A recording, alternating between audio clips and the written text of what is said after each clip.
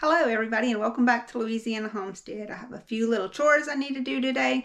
One of them is I need to reverse that fan that's behind me in my bedroom, and I need to clean it off before I do that.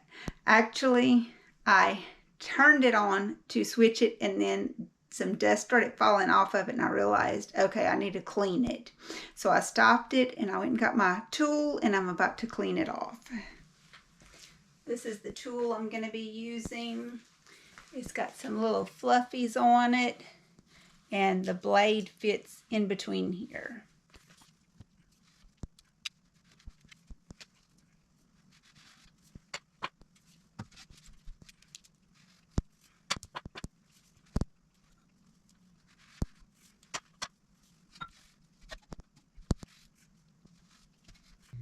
Okay, we got that job done. Now it's on to the next one.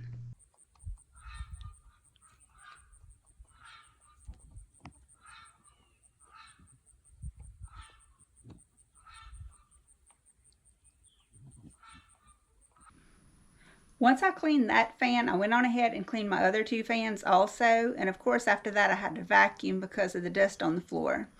Well, when I emptied my vacuum, I want to show you what I end up doing with it to keep it fresh. If you don't like using carpet fresh because of the fine dust that comes in it, you know, that kind of stuff, that powdery vacuum powder freshener, or whatever you want to call it, I found a way to freshen my vacuum that works pretty good, and it doesn't have that fine dust in it. And let me show you what it is. Fresh Step No Clumping Premium Clay Litter, and this one has Febreze freshness in it. My cat comes in and out of the house, but she doesn't have a litter box in the house. She uses the bathroom outside. She's trained for that. But when it's very cold, or you know, some odd reason why I would have to have a litter box for her, I do keep litter just in case. But this one I bought specifically for my vacuum cleaner. I just put a little bit, I use like a little NyQuil cup, and put that right into the canister of the vacuum. When I get through vacuuming, I empty all that stuff out, clean the filter in it, and then I put a little bit of this stuff in there to store the vacuum until next time I use it. And it does make a big difference to keep the vacuum cleaner smelling fresh, so that when you go to vacuum next time, it doesn't smell like old dust. It has a nice fresh smell, like this Febreze that is used to freshen this cat litter here. And just a little NyQuil cup is all it takes. Just put it in there like that and close it up, and next time I vacuum, it'll have that stuff in there that'll freshen up the room and not smell like stale dust. I was wanting to use the little vacuum fresh stuff with the fine powder in it, but I got to talking with my sister Donna, and she said, no, don't use that stuff. It does harm your vacuum. Well, I looked it up, and actually it does clog up the filter after some time, is what I read on the internet also. So I started looking for something that wouldn't clog my vacuum, and I found something on Amazon that looked like cat litter, like the one I just showed you, that absorbs odors and freshens the vacuum and all that. But it was a little bitty container for like $20. And I got to thinking, wait a minute, that looks like cat litter. So when I went to the store the next time, I got to looking at their cat litters, and I found that one that had the Febreze in it. And I said, well, that's the same thing. And I got a big bag of it for like $6, I think. So obviously I tried it, and it does work very good.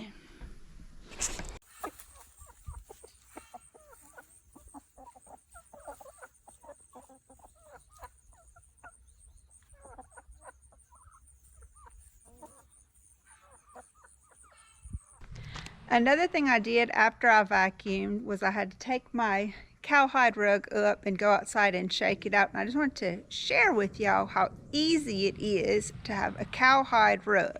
Okay, so this is the rug here. It's very thin, as you can see, but it lies nice and flat, and it gives a little coziness to the house.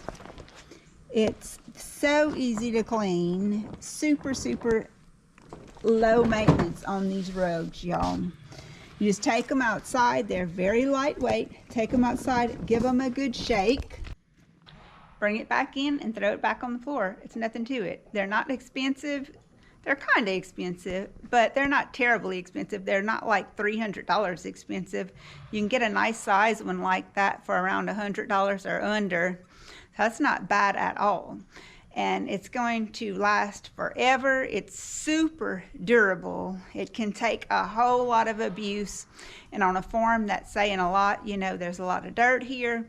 And I wouldn't want to have a regular carpet in my house at all because of the dirt that goes through my house living on a farm. These cowhide rugs are perfect, low maintenance, and very tough. I never thought I would have been able to afford one of those, so I never even looked into it, and I never realized how easy it was to take care of until my daughter-in-law had one, and then I commented on it, and then my son bought me one. That's how I got this one, and I'm just in love with it. I'm so glad that I got it, and I wish I would have known about them before. All right, guys, I've got my deep freezer cleaned out, and it's full of ice. As you can see, it's really thick up here and over on the other side as well. So I'm going to be getting that ice out of here. Every year I have to clean my deep freezer out, and because it gets that ice built up in there like I just showed you. Okay, so here's the inside of the freezer. It's got a lot of ice in it built up on the sides. As you can see, all this is ice right here. All this is ice.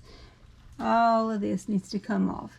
It's coming up over the edge here, and it's keeping me from getting a good seal. So all that has to come out, and as you can see, it is quite thick, so it's taking up some space in the freezer as well. So I need to get all this out. I have it unplugged. I've removed all the stuff out of it, and I've laid some liners in the bottom, some trash bag liners in the bottom to help catch the ice as it falls. So here we go. Okay, I'm working with gloves. I have a knife and a spatula. The gloves is because it's so cold dealing with this ice.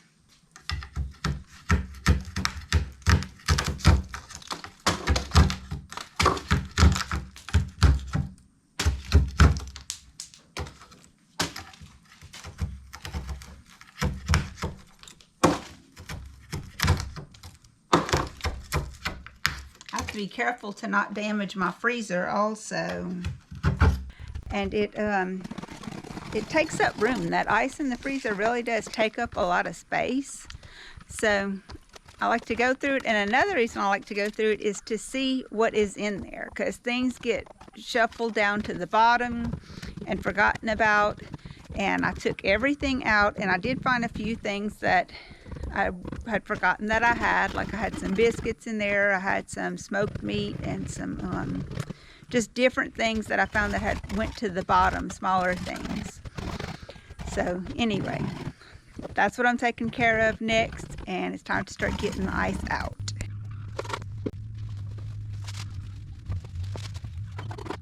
Okay, y'all, being a housewife is hard work. It's not about staying at home, not working, and sitting on the sofa eating bonbons all day. It's not what it is at all. It's a lot of hard work. It's a lot of cooking, a lot of cleaning. Even my house I do a lot of cleaning, but it's not the cleanest house on the block. I can guarantee you that. But I'm spread pretty thin. Like doing this freezer today, this is hard work. It's going to take me a while to get it all done. It took me a while to get everything out of it, and it's going to take me a while to get everything back into it once it's done. What I want to talk to you about is a lot of people who are housewives their whole lives. They do this. Well, I don't know why they all do it. I assume they do it the same reason I did, is to provide a good atmosphere for my family. I have a freezer that's cleaned out in this case. It's ready to put more stuff into. It's like preparation, thinking about the future, and also making things good during the meantime. The family will have a place to come home to that they can relax and have a good meal. Also, you know, a lot of women who get older and their spouses pass on and their children are grown up and the grandchildren are almost doing their own things as well. A lot of housewives at that point in their lives don't continue to prepare these meals and all this hard work that you see because they're tired and they're just, a lot of them start eating boxed meals. I hate to say that, but it's quite true. You just get tired of it, I guess, by the time you reach that age. So, you know, it's a sacrifice for your family.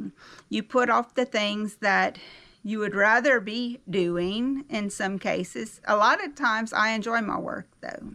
I do. I enjoy my work. I enjoy being a housewife. I like providing these things for my family. But it is a sacrifice. Even so, I feel that way. There's been a lot of times where I didn't do things that I might have wanted to go and do, but I didn't have the time because I needed to stay home and tend to some kind of chore or another. But I don't know. I just wanted to talk to y'all about that a little bit and see how you feel about it. And maybe y'all could leave me some comments. Let me know what y'all think about it. Do y'all do that? Do you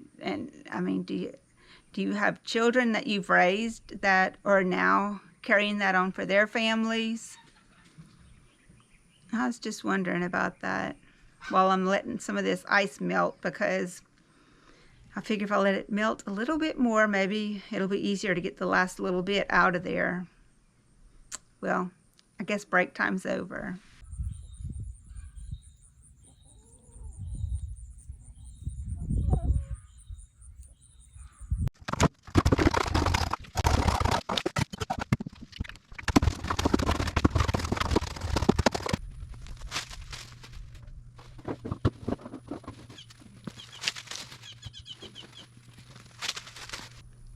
All right, guys, another job done. Well, almost. I got to reload my stuff back in there. That won't take too long, and then I can move on to the next job. Well, guys, that's all for this video. My back's hurting. I'm ready to go take a very hot bath for my muscles, and I'll see you guys on the next one. Bye now.